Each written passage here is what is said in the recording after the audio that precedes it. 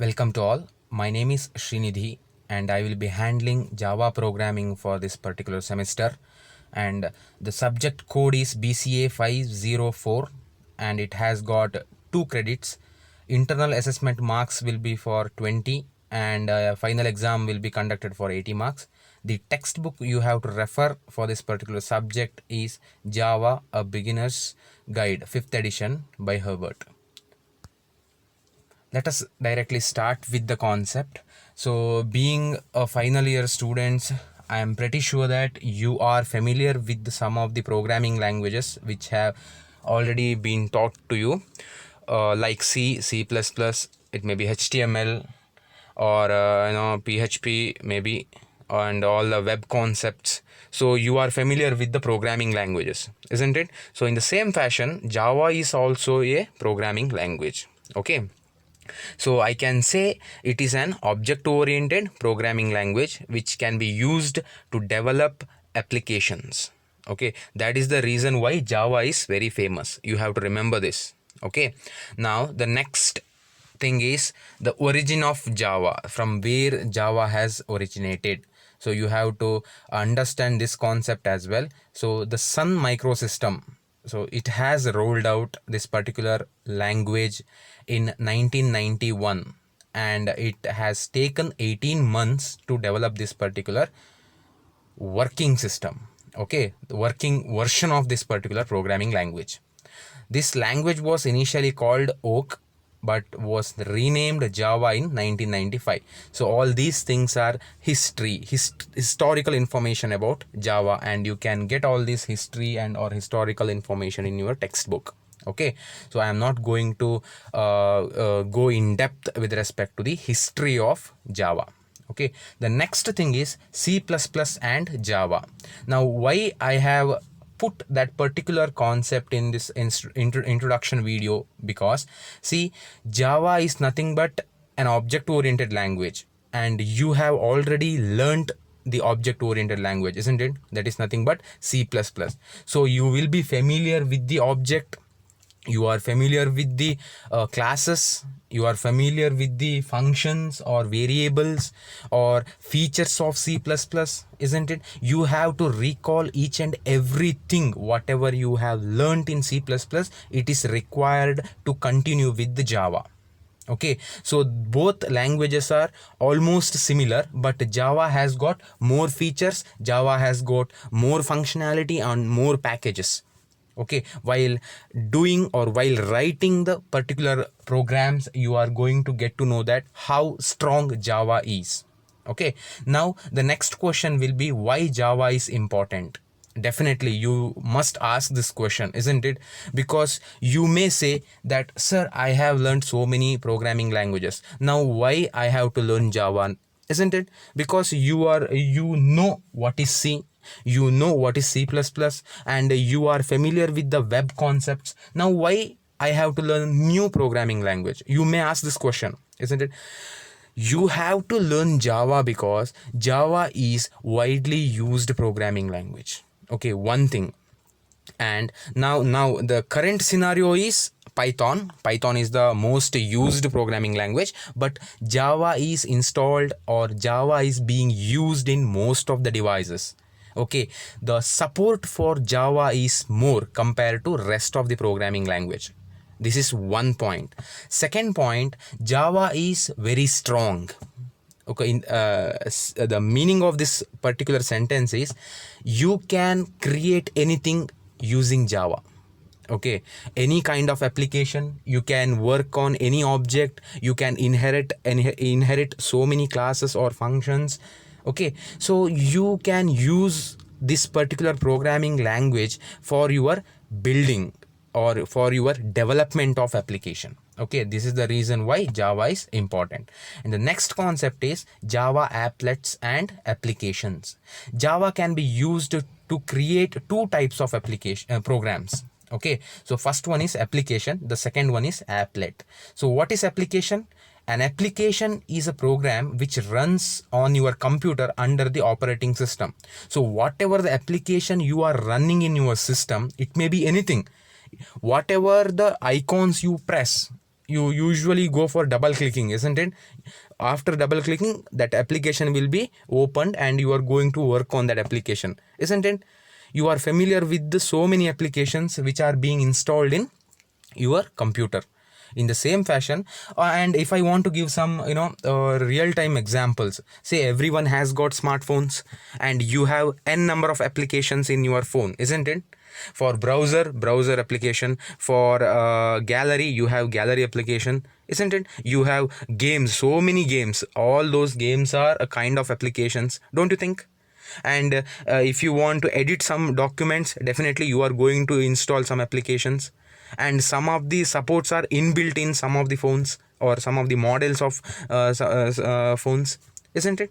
So all those things are applications which are being installed in the system and you are going to use it. For calculation, you are using calculator application. For camera, again you are using camera application. For sound recording, you are using again one more application. See, right now I am explaining all these things, I am using some application to explain all these things, isn't it? Screen recorder, I am using screen recorder and along with the voice, so that I can explain all these informations for you.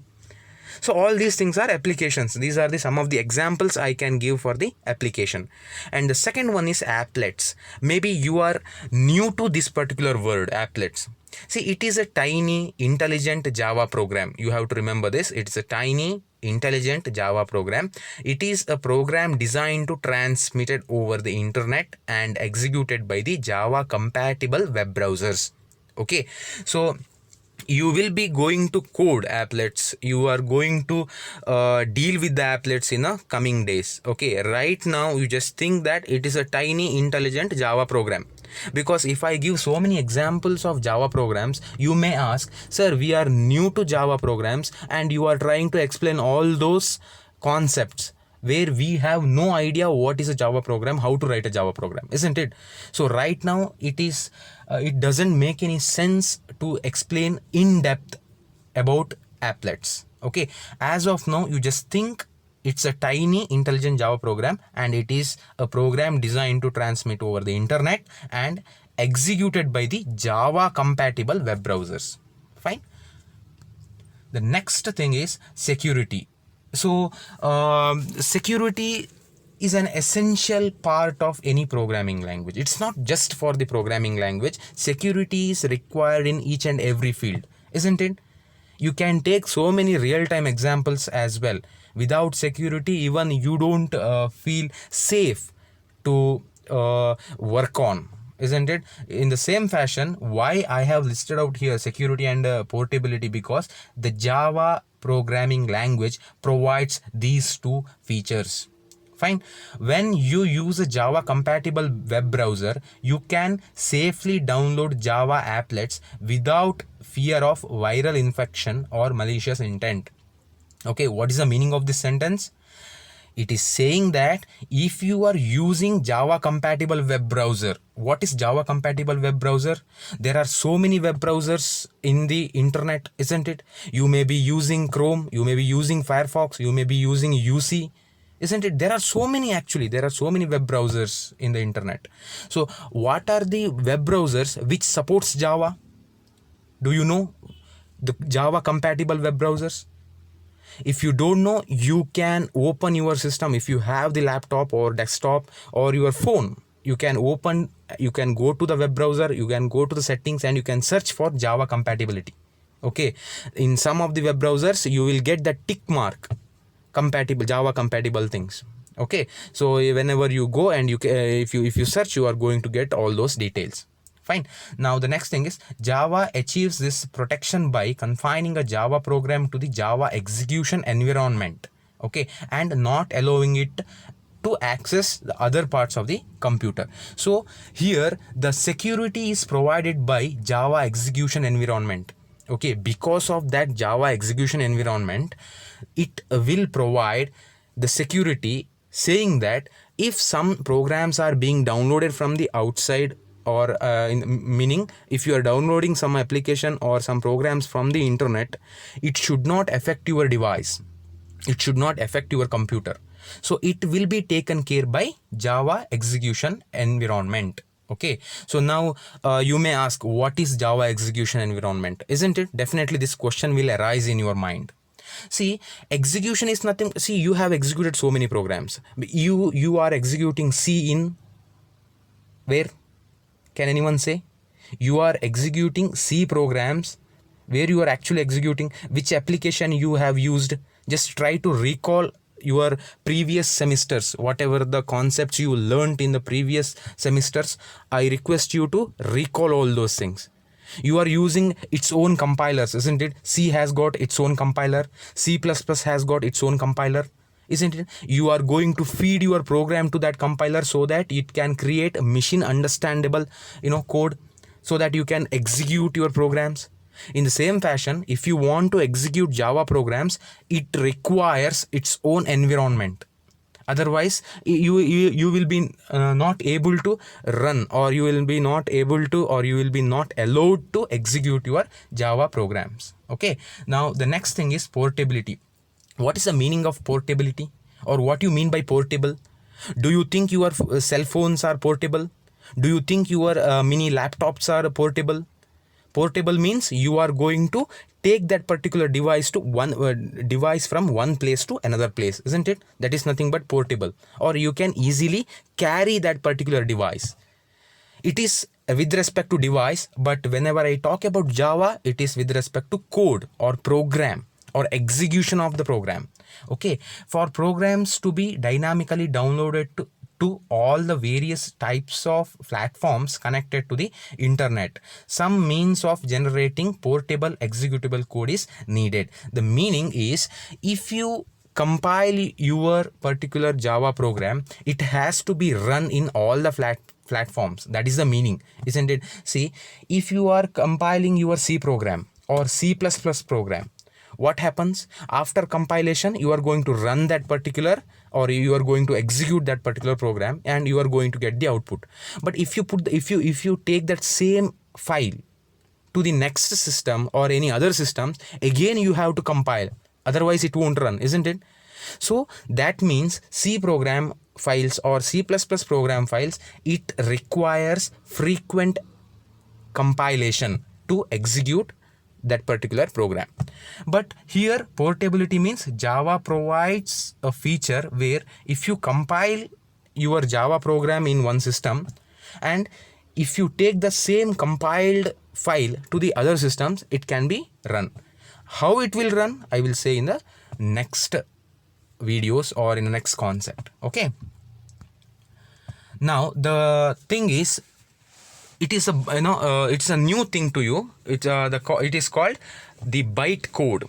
Okay, it's a Java's magic. It's a magic word, and it is very famous. It is frequently used whenever we hear about Java or Java programming.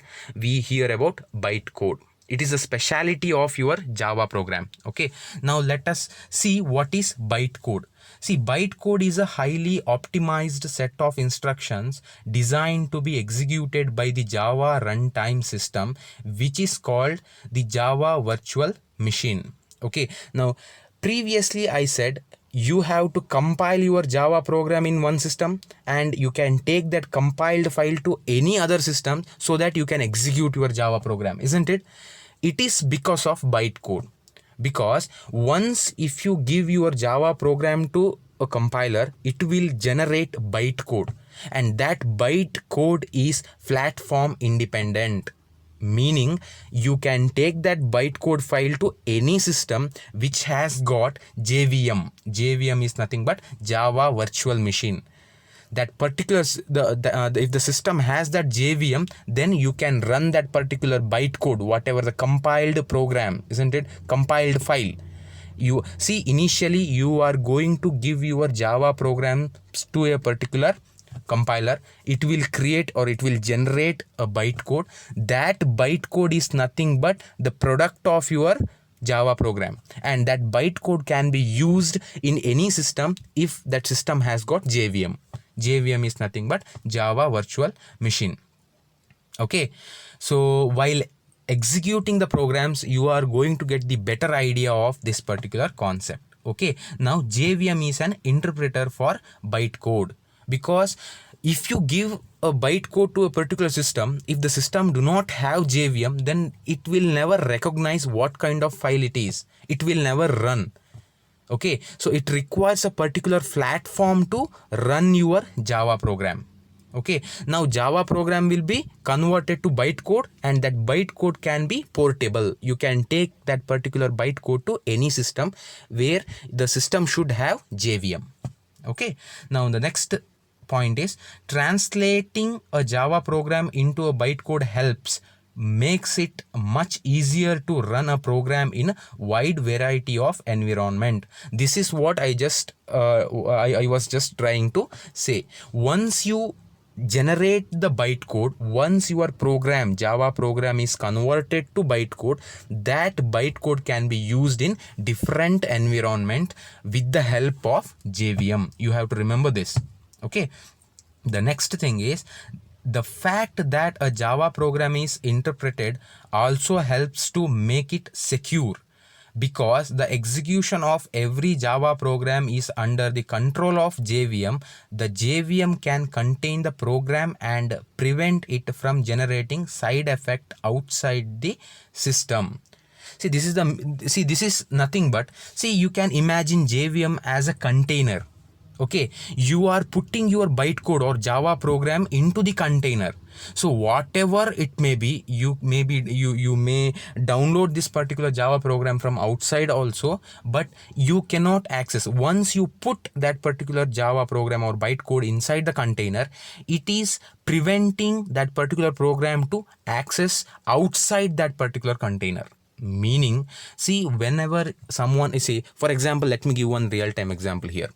You would have seen so many movies where hackers trying to steal the information from the bank or trying to steal the information from any targeted company. They are going to write so many instructions, that means so many lines of code, isn't it? They try to grab the data or information from those targeted positions. How they are going to do? They first they will search for the opening point. That is nothing but they will search for the application whether the developer has done some mistake. If the developer has done some mistake, these hackers will get their program into that application so that they can make use of that application to steal the information. This is one type of hacking. Okay, why I'm saying all this story? Because if some programs are trying to harm your system, you should make sure that your system should be secured. Okay, so JVM here in this particular point, Java program is always run under JVM. If the system do not have JVM, you cannot run your Java programs. So JVM will take care of the security. Okay, that Java virtual machine will take care of the security part. That is the meaning of that particular point. Okay. Now, Sun supplies its JIT or just-in-time compiler for bytecode. Okay, Sun is nothing but Sun Microsystem. So that was the company which generated this Java programming, or which invented that Java programming. Okay, the same company provides the compiler also. The compiler is nothing. The name of the compiler is JIT or JIT compiler or just-in-time compiler. Okay, which is included in the Java 2 release. Java 2 release nothing but the second version or the next version or upgraded version of Java. When the JIT compiler is a part of the JVM, it compiles the bytecode into executable code in real time on a piece by piece or demand basis. Okay, what JIT do? Or what JIT compiler will do? JIT compiler will convert your bytecode to executable code. What is the difference between bytecode and executable code? Bytecode, you are generating bytecode by giving your Java program file. What is Java program file? For example, you write n number of lines in Java language. You save that particular Java program with the extension .java, and that file will be converted to bytecode. And that bytecode can be used in any platform which has got JVM. Isn't it? That was the explanation I have given in the previous concepts. Now, you are trying to convert your bytecode to executable code. What is executable code? If you double click that particular application or that icon, it has to execute, isn't it? That is executable code. So your bytecode will be converted to executable code because of JIT, using JIT. Okay, but they have already mentioned that it is done by piece or demand basis, because JIT cannot take the entire program or the entire bytecode at once, because it has to check so many things. It has to check the runtime errors, it has to check the exceptions, or it has to check whether developer has done any mistakes. It may be syntax mistake, or logical mistake, or if it has to check whether your program is trying to access some memory or access some data which is restricted for that particular program. It has to check everything. It is the work of the compiler. You would have learnt all this information in your C subject or C++ subject. I don't need to explain each and everything from the scratch. Okay, so it will check that JIT compiler will check all this information. Okay, so in the next point, they have said that it is important to understand that it is not possible to compile the entire Java program into executable code all at once. That was I was trying to say, because Java performs various runtime checks that can be done only at runtime. See, runtime, what is the difference between compile time and runtime? I hope you remember. If you don't remember, try to recall your previous programming subjects. Okay, if you don't remember, go through the textbook or internet, try to find what is the difference between compile time and runtime. You have to answer this. Okay, whenever the class starts, I will definitely ask this difference. What is the difference between runtime and compile time? It is your work to find out, because if I start explaining each and everything from the scratch, then definitely I have to take all the subjects, isn't it? So it is your work to differentiate between compile time and runtime. See, I'm not joking, it is really important concept, the difference between compile time and runtime. I request you to go through the textbook or to go through the previous concept to see what is the exact difference between runtime and compile time, and get back to me. Okay. The next thing is Java buzzwords. Okay, there are 11 Java buzzwords in Java. Say, I have listed out all the buzzwords: simple, secure, portable, object-oriented, robust, multi-threaded, architecture neutral, interpreted, high performance, distributed, and dynamic. Now we can see one by one what exactly all these buzzwords are. Okay, simple. See, if you are an experienced C++ programmer, in the initial stage only I said you have to recall all the concepts of C++, because Java is a simple programming language only if you know the basics of C++, because even Java is also an object-oriented programming. If you don't recall all the concepts which are being taught in C++, then it will be a problem for you to continue with this Java programming. Okay, that is the reason why they have listed Java is simple. They use that buzzword Java is simple, because they think that as a student you remember all the concepts of object oriented programming. You can list out all the features of C++. It may be encapsulation, it may be inheritance, it may be polymorphism or abstraction, or creating the class, creating the object, accessing the methods or functions present inside the class using that dot operator. Okay, operator overloading, function overloading. See, you have to recall each and every concept, because you should be very strong in C++ to carry out with the Java easily. I'm not saying that Java is very easy. Definitely I won't say, because Java has got n number of packages, n number of methods which can be used for your application building. Okay, so Java inherits all the syntax or features of C++. So that is the reason why developers or the students will find easy to learn Java, because of their basics. Fine. The next point is object oriented. In C++ also you would have learned that everything is an object. In object oriented programming, each and everything is an object. Fine. In the same fashion, Java also follow the same paradigm.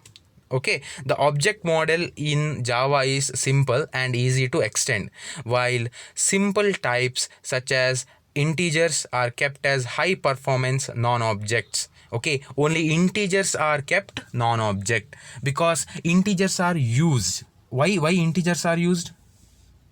What are integers? See, you have to recall, you have to recall each and every concepts of your previous programming languages. Okay, you recall. If you have any doubt, you can get back to me. Fine. Next is robust. What you mean by robust? In general, robust means, can I say robust is nothing but reliable? You can depend. Can I say that? Okay, Java frees you from having to worry about many of the common mistakes or programming errors you do as a developer. Okay, because Java is a strictly typed language. What do you mean by strictly typed language? Strictly typed language is nothing but if you make any syntax error, it will show, it will highlight. Syntax error means if you miss out one semicolon, or if you miss out one comma, or if you miss out some braces, or if you miss out closing brackets.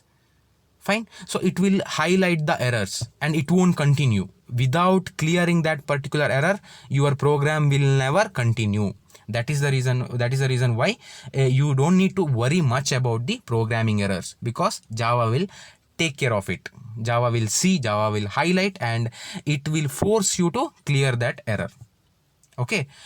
Next thing is, to better understand how Java is robust, consider two of the main reason for program failure. One is memory management, another one is exception handling, exceptional conditions. Okay, what is memory management? See, whenever you declare any variable, or whenever you initialize some value to a variable, you are trying to allocate some memory in the store, memory in your hard disk, isn't it? In your storage area, isn't it? You remember, I guess, whenever you create an object, you are going to allocate the memory. Can you recall all the C++ concepts? When you create some variables, you are going to allocate memory, isn't it? In the same fashion, memory management also plays a major role, because after the execution of your program, it has to free the memory, isn't it?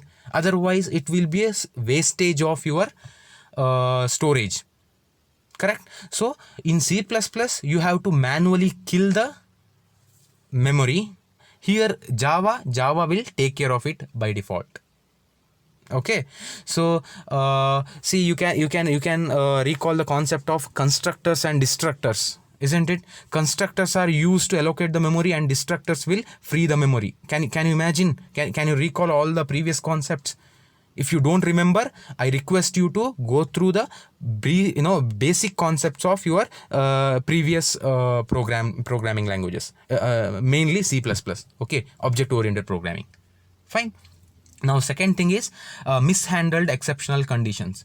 See, in C++ also you would have learnt about exception handling, isn't it? In programs, while writing the logic, there can be some exceptions or exceptional scenarios which has to be handled efficiently. Otherwise, your program may not run properly.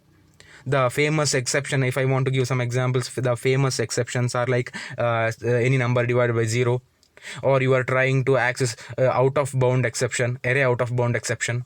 If you are trying to access a memory location which is not in your context, isn't it? All those are exceptions, and those exceptions are need to be handled efficiently. Otherwise your application may not perform well. Okay, let us go to the next point. In C++, the programmer must manually allocate and free all the dynamic memory. This sometimes leads to problems because programmers will either forget to free the memory that has been previously allocated, or worse, try to free some memory that another part of their code is still using. So this is what I was just trying to say. Okay, so allocation and deallocation plays a major role, but at the same time, you should not deallocate any memory which is being used by some other applications as well, or some other part of the program, because if you are doing that, definitely it will create a problem to that particular application, and that application may show some errors. isn't it? So it is a it is an important concept. Memory management plays a major role in application building. You have to think much on memory management as well. Okay, next thing is Java virtually eliminates these problems by managing memory allocation and deallocation for you. So that is the plus point of Java. Okay, so this is one of the concept why Java is important. So you have to think widely whenever some questions are being asked. You have to think that particular question in a wider manner. Fine. The next thing is exceptional conditions in a traditional environments often arise in situations such as division by zero or file not found, and they must be managed with clumsy and hard to read constructs. So this is what I just I have given some examples for you: array out of bound or file not found. Okay, fine. Or divide by zero. All those are exceptional things. Okay, so instead of going to all these points, I request you to go back to your C++ concepts, because there you have already executed some programs in the lab, or you would have learned all the concepts in depth. So the same concepts you can continue with the Java, so it will help you out. Okay, the next thing is multi-threaded. Okay, Java supports multi-threaded programming. What is multi-threaded programming? So if you want to perform more than one task simultaneously, then you have to create threads. I don't know whether you have learned this threading concept in C++ or not, but in Java, multi-threading plays a major role. It is a vital part of your subject. Okay, so which allows you to write programs that do many things simultaneously. That is what I was just trying to say. The Java runtime system comes with an elegant yet sophisticated solution for multi-process synchronization that enables you to construct smoothly running interactive system. See, what is multi-process synchronization? See, multi-process synchronization is nothing but if you are trying to execute more than programs, more than one programs. So there has to be some synchronization. It should not show any errors, or it should not kill that application by itself. If it is doing so, then your application is not correct. The developer, as a developer, if you are trying to build any application and you are rolling out that application to the public, if it tries to kill some other application, or if it is not synchronizing with the already running application, then definitely user may not like your application, isn't it? The application developed by you. So you have to think about that synchronization as well.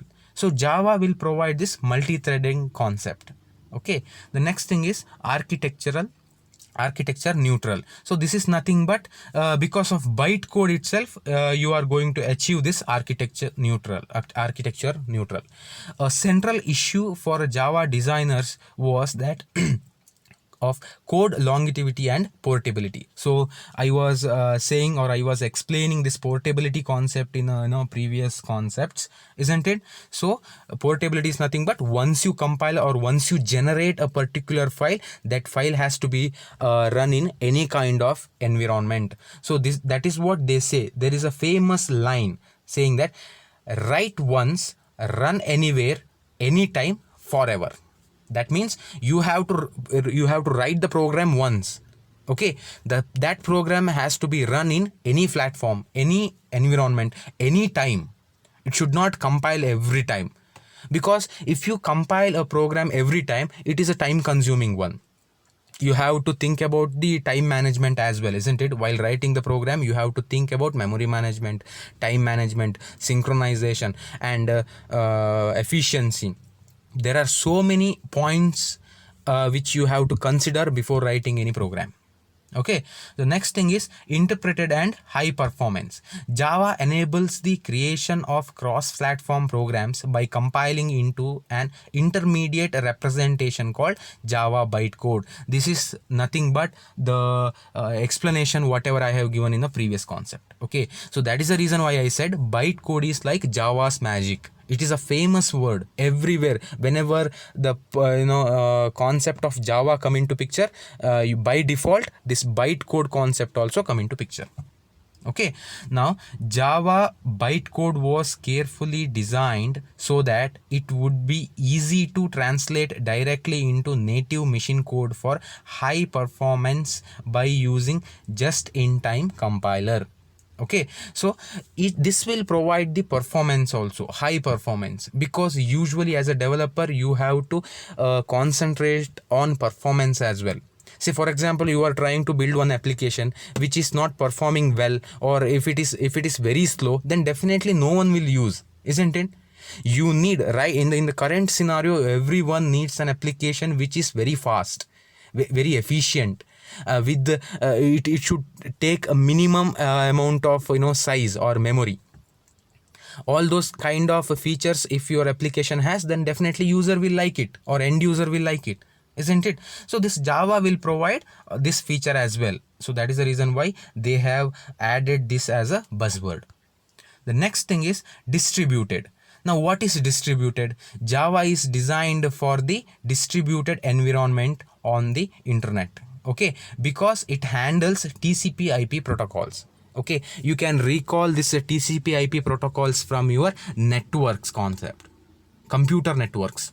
Okay, what are TCP IP protocols and why they are being used, where they are being used, what is a plus point of TCP IP, what is a disadvantage or advantage and disadvantage of a TCP IP protocol. See, you have to recall.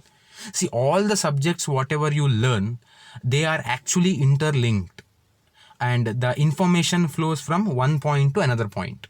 Okay, now distributed is nothing but Java is designed in such a way that the distributed environment should support this Java. Okay, if you are using some network applications, or you are trying to insert network concepts in your application, definitely Java has to support, otherwise how you are going to build the application efficiently, isn't it? So this network concepts also supported by the Java, and Java revived the interface in a package called remote method invocation, or RMI. This is the famous word and important word as well, RMI, remote method invocation. So remote method invocation, see, Java uses, initially I said it will use so many, Java uses so many packages, and it has some interfaces also. So if Java wants to access some remote files, or the files which are being stored in a remote place, then it requires some interface, isn't it? It requires some path to get that particular file. So that can be achieved by using RMI, or remote method invocation. Fine. As of now, you just think this much, because when you manually write the program, when you manually execute the Java program, you will get the better picture. These are the theoretical concepts. Whatever the explanation I have given, it is just a theory. Okay, when you create your own application, when you write your own codes, you are going to get the exact picture of Java. When you execute it, when you try to build an application, you are going to get so much errors. Actually, you should get so much errors, because as a developer, if you want to become a very good developer, you must get so many errors. Okay, and if you can clear those errors, definitely you can be said as a good developer, because you know what are the concepts, where you have gone wrong, what code has created such a mess, isn't it?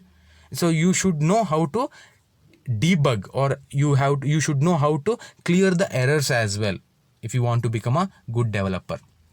Fine. The next or the last point is dynamic. Now what is dynamic? What is the meaning of dynamic? So there are two words, isn't it? Static and dynamic. Static is nothing but fixed, dynamic is nothing but continuous or changing, or if the data or if the information is keep on changing, then we will say that it is a dynamic data, isn't it? Correct. So Java programs carry with them substantial amount of runtime type information that is used to verify and resolve access to objects at runtime. So if you want to understand this particular sentence, you should understand what is the difference between compile time and runtime. You should know what is runtime. Okay, in C++ also this concept has come into picture, isn't it? Compile time and runtime. So go to that particular concept and read that particular concept. refresh, or you have to recall all the previous concepts. If you have any doubt, you can come to me. Otherwise, you will understand what is runtime. Okay, so compile time is entirely different from runtime. So compile time is nothing but when you are giving the code to the compiler, it will check for all the errors or all the problems available in your program. Runtime is nothing but after compilation, you are going to execute the program, you are going to run the program. At that time, if some errors come into picture, or any memory management thing, or efficient performance thing come into picture, at that time it will throw some errors. That is nothing but runtime errors. I was talking about runtime errors now, but here I just wanted to know that you should know the difference between runtime and compile time. Make sure that you go back to the previous concepts, go back to your textbooks, and search for this compile time and runtime, and get back to me. Fine. Now, this makes it possible to dynamically link code in a safe and expedient manner. Okay, what is that? What is the meaning of that? So if the Java program is dynamic, that means it is flexible. Always remember, all dynamic things are flexible. It can be used for your benefits, for your advantages. Okay, static is nothing but fixed. If something is fixed, you have to adjust with that. If something is dynamic, definitely it will help you a lot. Correct? So Java programming is a dynamic one. So that is the reason why they have used this word as a buzzword. Fine. Now for today it is enough. I want you to, I will give some work to you. I want you everyone to recall all the concepts which are available in C++, because if you want to go with a particular speed or a particular momentum in Java, definitely you require the basics of object-oriented programming. Okay, now these things are just theoretical concepts. When we are when we are going to start to write the programs, you should not feel difficult. Okay, you should see what is an object, how to create an object, what are classes, what is inheritance, what is polymorphism, what is abstraction, what is encapsulation, what is constructors, what is destructors. Okay, so you should understand each and every concept, try to recall everything, then it will be very easy for you to understand Java. Fine. If you have any doubt after watching this video, if you have any doubt, you can get back to me, you can put the message in your group, and I will definitely try to resolve your issues. Fine. So okay, now we can wind up this video.